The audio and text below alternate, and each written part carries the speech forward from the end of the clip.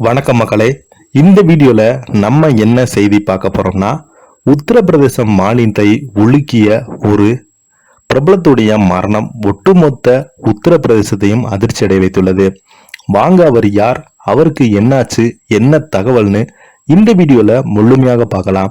அதுக்கு முன்னாடி நம்ம சேனலை முதன்முறையாக பார்க்குறீங்கன்னா சப்ஸ்கிரைப் பண்ணாதவங்கெல்லாம் சப்ஸ்கிரைப் பண்ணிக்கோங்க. பெல் பட்டன் சிம்பிள் அமைக்கி நம்ம சேனலோட நோட்டிஃபிகேஷனை எனபிள் பண்ணிக்கோங்க. நாங்கள் போடுற வீடியோ உங்களுக்கு உடனுக்குடனே வந்து சேருவோம்.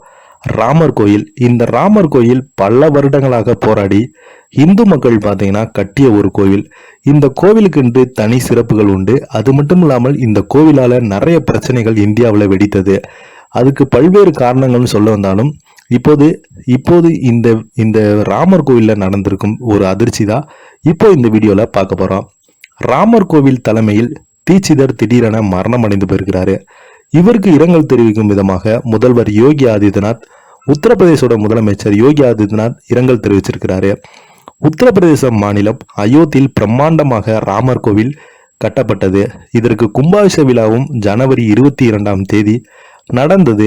ராமர் கோவில் கருவறையில் நடந்த ராமர் சிலை பிரதிஷ்டை நிகழ்ச்சி பங்கேற்ற அனைத்து பிரிவைச் சேர்ந்த 4000 சாமியார்கள் அழைக்கப்பட்டாங்க. இந்த நிகழ்ச்சியில் பங்கேற்பு பல்வேறு பாரம்பரியங்களை சார்ந்த 13 பிரிவுகளைச் சேர்ந்த 150 துறவிகள் மற்றும் சாமியார்கள் அழைக்கப்பட்டாங்க. கூடுதலாக 2220 விருந்தினர்கள் அழைக்கப்பட்டாங்க. காசி விஸ்வநாதர், வைஷ்ணவி தேவை போன்ற முக்கிய கோவில்களில் தலைவர்கள், மத மற்றும் அரசியல் மையங்களின் பிரதிநிதிகள் அழைக்கப்பட்டிருந்தாங்க.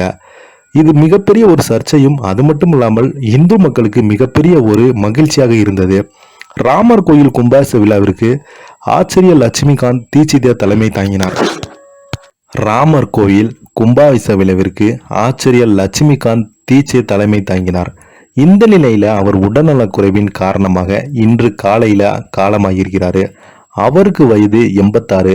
சில நாட்களாகவே உடல்நலக்குறைவால் அவதிப்பட்டு வந்த அவர் இன்று காலமாயிருக்கிறாரு.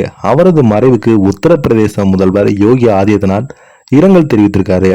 எக்ஸ் என்னும் சமூக வலைதள பதிவில், காசியின் சிறந்த பண்டிதர்களில் ஒருவர் ஸ்ரீராம ஜென்மபூமியில் நடந்த கும்பாபிஷேக விழாவில் தலைமை அர்ச்சகராகும் ஆச்சாரிய லட்சுமிகாந்த் தீட்சி அவர்களின் மறைவு ஆன்மீக மற்றும் இலக்கிய உலகிற்கு ஈடு செய்ய முடியாத ஒரு இழப்பாகும்.